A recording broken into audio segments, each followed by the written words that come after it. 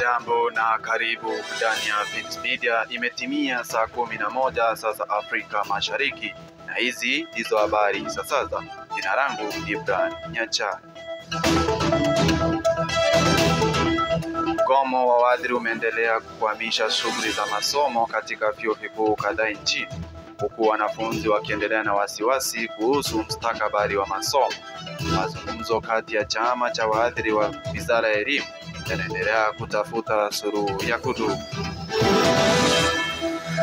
Na wakati huo katika chuo kikuu cha Rongo, usiku wa Freshers Night ulivutia wanafunzi wapya kwa burudani, muziki na hotuba zenye hamasa, wakikaribishwa rasmi kuanzia safari yao ya elimu chuoni hapo.